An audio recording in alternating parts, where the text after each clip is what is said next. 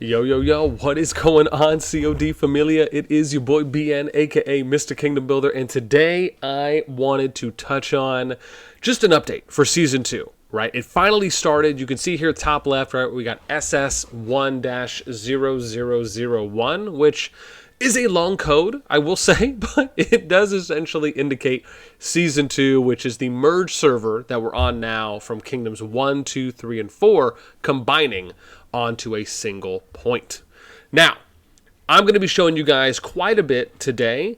As you can see, I am still scouting out with my main account here that we're predominantly going to be using in Season 2 to really just, again, give you guys as much content as we possibly can. I have already, and this is one of the cool things I'm going to show you guys here in a sec, I have already gone through, I want to say the majority, if not all of the alliances that are around 150 mil power and above, and I've plugged them all into a spreadsheet. I'm going to show you some cool stats from all around the regions. Again, giving you a little bit of a look here. As I mentioned, I'm still scouting all this out, trying to get as much uncovered as I can here in Zoland. I heard there was a couple regions that may have the possibility of doing some early fighting, so I'm not sure. We're going to have to see how that plays out. I haven't seen or been given any cords yet for any potential fights that have started or broken out. The one thing here we can take a look at, or at least a few things before we get there. And again, always, before I get started, really get started, if you enjoy the content, right, make sure you sub, like, ring the notification bell. And if you want to join and be a part of our conversation, hit up the Discord. You can find a link to that in the pinned comment description right down below. Remember, most of the times, right, new videos are coming out at 9 a.m. Eastern, 14 UTC in-game on the daily. So when we get to the Augerstone here, right, we can actually see that they have updated this and the seasons to Season 1+. Now, I don't know why it doesn't just say Season 2. You know, we know these things. So, and then it says all alliances must build a total of 60 alliance core fortresses. You can see there's only 24 alliances thus far that have built a core fortress. And I'm going to show you some stats, too, as well, before we get to, like, the really cool stuff here at the end. But as we go through, you can see Season Overview has been updated. We got Season 1+ here in Augerstone. And then we have a few things, right? This is pretty consistent from what we've seen. Resets, from what it looks like, are going to be the same. I haven't seen anything different here as of yet. When we get over to Season Features, same thing. Nothing really has been changed here that I can see from a difference. When we get to Season Achievements, this is the thing, right? So it says in Season 2, right, again, I just like how it says in Season 2, but when I look here, it says Season 1+. So, you know, something like that would be nice. My dog, what an adorable creature, only sometimes. And so, again, right, no one's obviously capped anything because nothing's open. So timeline, right, for being able to kind of show you guys everything is going to be for end of indecision, right? This is when the level 1 passes are going to open up. Now, these ones are going to finish pretty quick because, remember, this says you have to do it by the end of the countdowns, right? So you have a day and 11 hours here to complete this. When you get to number 2, all lords must dispel a total of 10 million mists. This one should go immediately, I believe. And then all lords must defeat, I think the way they're doing this now, I think they actually might have patched this before when I think about it. And so there's a chance this could possibly reset unless it's going to count it all as one, but then we'll have to get to the 40 Darkling patrols, 40,000, and then again Alliance must occupy a giant bear by the end of the countdown, right? And then it says once the chapter ends. So we'll see, right? We got 2 days on this one, so maybe we're looking at 5 to 6 days, give or take. I actually thought it was 4 before, so it might be a little bit longer before then, right? And I'm sure others, right, would be able to scout and have access to all the other regions over a period of time. With that in mind, right, I'm going to show you some stats and some data here from in-game, and then I'm going to go ahead and take you guys to show you the spreadsheet, which actually I think paints a really cool picture for how the kind of entirety of the kingdom is playing out thus far, right, even though we're, half a day in. So let's show you a little bit of some rankings on how things are going. So the cool thing, right, is that for those of you who've watched me do my top 25 stat videos, right, I'm pulling data from all 4 of the kingdoms to basically get us what we're going to be seeing now. So it's pretty cool, right? I'm not really going to have to do anything beyond that, but I will every so often show you guys kind of how the stats are going. I'll still pull stats as well because it is nice to be able to see what the kind of plus minuses are going, but I'm going to wait a little bit again before I do another one because like I said, we just did one. But you could see here, right, it's kind of showing you some of the top players. We got Ghost from King, right, at 1. And you can see some of the power has dropped. That's normal, it's standard. That's because of the season reset with what we showed you in a previous screen there where you had those, I think it was about 12 or 10 areas that reset to kind of a level 1 or a baseline. Then you kind of have to build those areas back up. We got Sugar Bay, who's King of Midas, excuse me, ended up changing his name. I love it. From 4BDN. We got Junie here at number 3, right? We got Muzza. I don't think... Oh, no, sorry. Bogey did come in. But you got Muzza who passed Bogey, right? So he's kind of now at that 4 spot. Bogey at the 5. We got Ripper at 31. I can't remember if this is Jazzy or not from TA. I think it is, JZY. You got Da-Da-Da. Number 9, Ninja, and then Anya Forger kind of rounding out our top 10 right there. Now, just to give you an idea, right, you have like 1 person 60, you got 2 people at 50, you got 3 people at 30, and then, what was that, 24 to 7, right? So what are we looking at, maybe about 18 there in the 20s? But if I scroll all the way down, right, I always think it's cool just to kind of see what the threshold is as far as the bubble position specifically. And so you could see here, right, because you could look at top 200. So you could see the number 200 at Boru, right, from TR. He's on the bubble, and he's at 10.6 mil, right, is the number 200 bubble. So these things are kind of cool. I like being able to see what those are because then you can kind of take that as a baseline to look at future kingdoms, and then you're able to basically take those 4 kingdoms, right, if they stay along the same lines where they're going to merge 4 kingdoms together going into a Season 2, you can then look at the next batch and then compare, okay, well, where was their bubble position player, right? Was it higher? Was it lower? That can sometimes indicate, you know, if they may have on average a higher top 200. It's a lot of data to kind of capture. Maybe I will at one point in time kind of do a top 200. It's just a lot. Let's look at hall levels, right? So here we have, let's see how many people we have at hall 25. I'm sure it's got to be at least a decent. All right, so you got 50 people hall 25 or higher. We have, let's see how many people we have. That's a lot of 24s. That actually might round out the top 200. Oh, no, it doesn't. So 23s. Right, so there you go. You got 200 people at 23 or higher, though there could be more 23s below that. So a more accurate number would be to say you have 163 people at Castle 24 or higher, along with those 50 at 25. I mean, that's a lot. That's pretty good.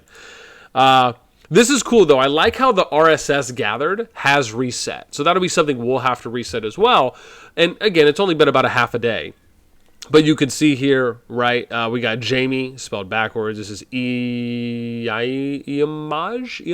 I'm just going to go with Jamie. It just sounds better. So but you can see top here, right, we got one of the, a couple UNT players here at 8 mil. We got a 4BDN at, right, 7. And again, right, so nothing too crazy, but again, nice to be able to kind of see it all tallied up. Dragon Trail, I know, is still coming along. I know some people have been reporting that there was some bugs and some issues that were happening. So hopefully now those things are going to start getting corrected throughout the day, if not already by the time the video comes out. But you got Sugar Bay here already at 1, King J, Wayne, right? So again, some good numbers here, right? People progressing. And Dragon Trail is important to try and push early on, especially when the new server starts, because you already have a lot of leveled heroes from the carryover stats. You have higher tier troops. So pushing Dragon Trail immediately and trying to get as high as you can is literally probably one of the most important things to do, just so you can start getting those daily free resources, right? Doesn't mean that you have to do everything right away, just as long as you try and get as much done before reset. Then, again, we can't see Alliance Power until New Dawn. Alliance Merits we can't see until Mask of Deceit. We can see Towers, though. And you got Kill right now, right, with the most towers. You got a couple 4s that are coming out here. And then you got some 3, 2s, and 1s, right? So, and I think UEH is the most recent. When I last looked at this, it was just YFT, who had 1. So it was 21. Now we have 22 with at least 1 Alliance Tower. And what that means as well is that each of these alliances should have got up to about, I think, 56 because of the CF, right? Because you have to at least have, well, you technically could still have your CF dropped and not have a tower. But this at least shows you at minimum they have their CF plus 1 tower to start. Okay, so now let's go ahead and I'm going to show you guys. Ooh, hang on. Let me do this. Let me just do my scouts real quick. Right after I do this, I'm going to show you guys the spreadsheet so I can show you some cool stuff where you can look at who's the strongest alliance right now, along with which regions are the strongest. And then, some of the allies. And I'm also going to make this sheet available. So I'll have a link to this sheet in the description down below for anyone who is interested. Okay. Am I zoomed out? Cool. All right. So let's go ahead and show you guys the goods. Where's my stuff? Here we go. Right. Okay. So I got this, right? I just kind of titled it S2 State of Affairs. But let me show you this first, right? So we'll do this. And then we're going to do a sort range here for power first. So I think I got to do B. Oh, no, sorry. That's C and Z. Bam. So here you can see top down, right, who the strongest. Now, I grabbed 36 alliances here. So you can see, right, King, Skyhammer, strongest so far. Again, remember, we're first half day, so things are really early. But King, Skyhammer is out to a good start. TA, right there with them, 756, 68 mil, right, pretty much 55, 56 players that they have. You have, I think this is King's second alliance at 621. Then you got 4BDN at 589. We got UNT at 541. PHL 503. I think this is King's third alliance. 493. TR, I think this is TA's second. So 47. APK 446. NT 445. So again, right, some good number starts so far, and you can tell just the power is so much higher than what it was, day one. And that's just because obviously they still have a good amount of the carryover stats that are consistent beyond the ones that reset or the areas that do. You can see here, right, and again, I took this data a little while ago. You can see, right, there's already an alliance with 5 and a few more, but this is, what it was, I think, maybe 30 or 45 minutes ago from when I recorded, so some things can obviously change. You have unions, right? This is what I marked down for where each of them are right now, and you can see, or excuse me, as far as unions for who they each have attached there for their allies. There was a little bit more information on the alliance boards, but I just didn't want to go too hard. I wanted to try and get you guys something a little earlier. And then I also have their affiliated regions, right? So now, if we were to, let's just say, switch it up, and let's say we move on to the next thing, which I think is really cool to show. If we go to G, AZ, now you can see everyone based on the affiliated regions, right? So you have 5 in Burning Lands, we got 4 in Kalthia, you have 6 in Darlin, you have 6 in Forgotten Lands, you have 6 here in Nivola, we got 4 in Sophrostia, and then you have 5 in Zoland. Then, if we come over here, you're gonna be able to see, and here we'll do it like this. Let's go perp, bam. So now you can see here, right, for Burning Lands, and here, watch, I'll do this to make it a little easier. Let's go off J, and then I'll do ZA. So now you can see here, right, who are the strongest regions. So Forgotten Lands clearly is the strongest region, but it also has the most amount of King alliances that are here in Forgotten Lands from them. And then I believe there's where did I have it here? Oh, wow. Did I not capture them? I totally thought I captured DWD. I'm really shocked. Let me grab that, because I might be missing one now that I think about it. And if so, I feel slightly bad about this. Let me see. Hang on. Let's see who. I'm gonna figure this out.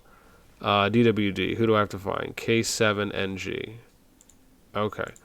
So let's go back here. Okay, let's find K7NG.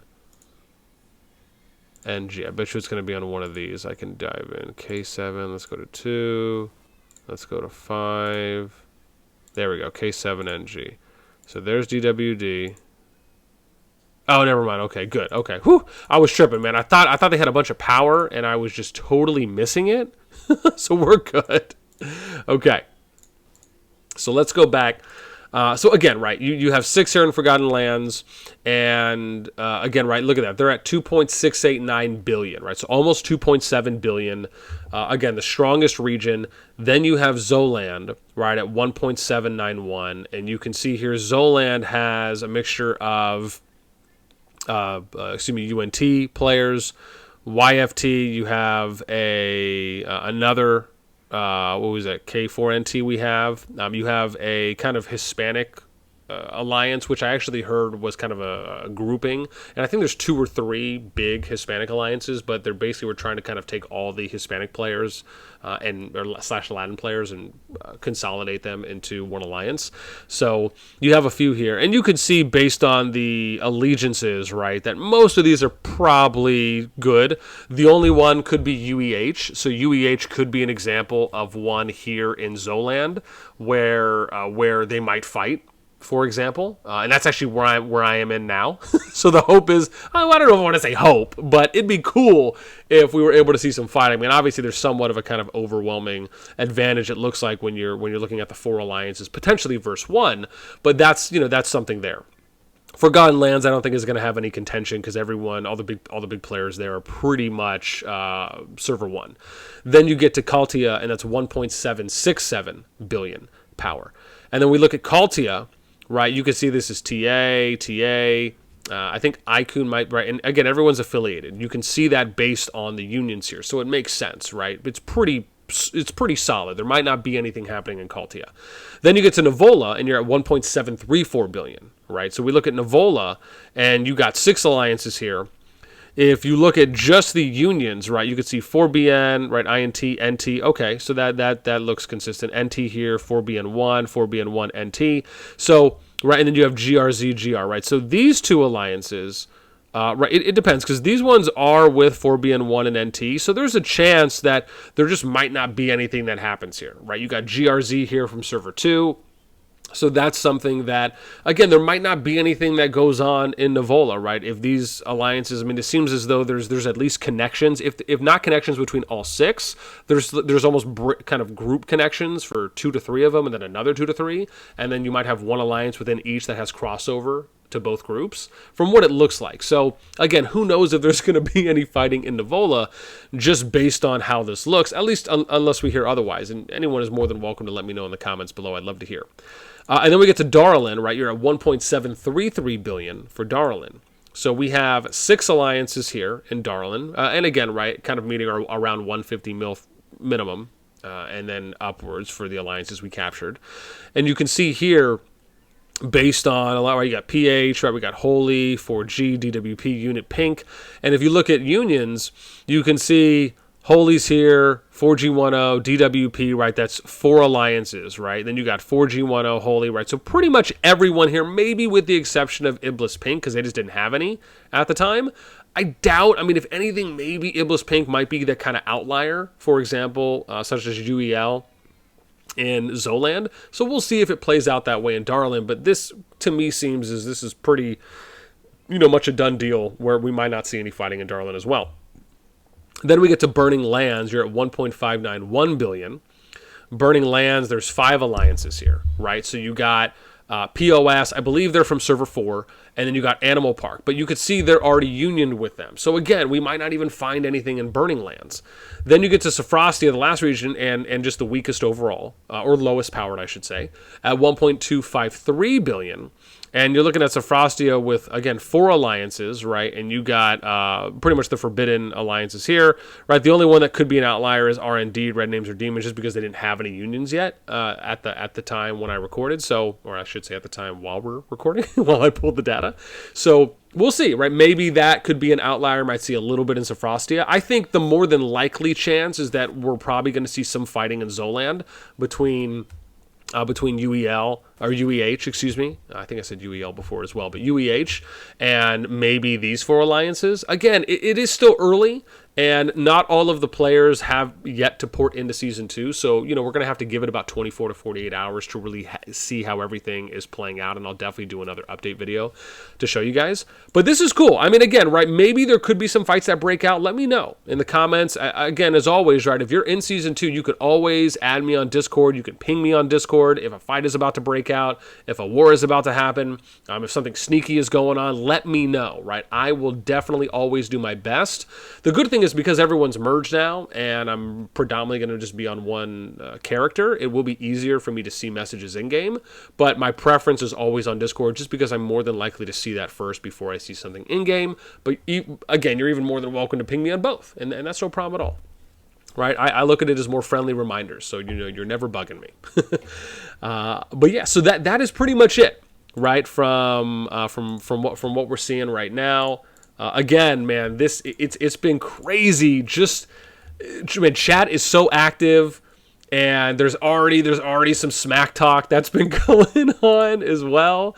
It's exciting. I that's the only thing I can say. I'm really happy to just see how things are playing out so far. It is early. We don't really, we don't know everything, but I think having more activity, more people to chat with, the fact that it feels as though we're kind of doing this like no rush idea, and this is something I've touched on before, right? For those of you who've watched one of my videos where I basically talked about what I would like to see happen in season 2, the idea was kind of applying this type of no rush strategy where this was predominant for those of you that might have played, like I used to play these in Age of Empires, right? So we would do these custom lobbies, and you would do like no rush 30 minutes or no rush 45 minutes, and that's where you were able to kind of build out your area and build out your tech, your research, build as many troops as you can, set up your defenses, etc. And then once the timer went down, that's when everyone would basically fight it out. Right? And so I kind of like the idea of, it almost feels as though everyone is treating season 2 kind of almost like it's a makeshift KVK map where they're going to their designated starting zone 1s just so they can kind of, feel secure and kind of have a little bit of time in between. Because then eventually, Augerstone's going to open where you'll have the zone 1 adjacent passes that will open first, and then you're probably going to start getting some action that happens. But I like the idea about how, they want to build out, set up some defenses and things, and then see how things play out. I actually love that so much more than it just being a straight brawl in all of the Zone 1 regions. Don't get me wrong, right? I'd love to get some content on PvP, but I do like the idea overall, in my type of, I guess, preferred setting, being able to see it play out like this compared to if it was just just no hard, just everyone going in on everyone, and just, people ravaging the Zone 1 regions. So that's me. But that's pretty much it for what I got for you guys today, man. I'm so happy to be able to show this off. Again, I got a bunch of people from the top 200 added, so I'm really happy about that. Again, looking forward to building some relationships, good rapport, meeting more players, talking to more players here in season 2. Again, I'm just happy to cover and show off the game as much as I can. And I'll be really, honestly, looking forward to doing the live commentary. That's going to be something during the fights and the PvP and the battles and the wars and the skirmishes, man. That's, and again, I'm hoping we'll see some more advanced tactics. I'm hoping we'll see some improvements on how alliances are coordinating, right? Maybe we'll see more players, more alliances with their players in voice, having more tactical coordination on the map, better micromanagement, maybe see some groupings, maybe see more kind of tactical maneuvers on having set numbers of certain artifacts that they're using to just, again, kind of improve the organization. All of those things, I think, are still completely available to us. We've nowhere near reached the max potential or what kind of ideal PvP could be yet. And that's another, I think, exciting facet of it, is us being here so early and being able to kind of document and notice those types of progression moments throughout the PvP fights. So that's something, if anything, I'm probably most excited for. Okay. That is it for me. As always, I hope you guys enjoy. Let me know anything and everything you think in the comments down below. I hope you enjoyed some of the show off. Again, you guys know I love my spreadsheets and being able to kind of show you some cool data. So I hope that was enjoyable. And yeah, that's it for me. So as always, until next time, I will catch you later.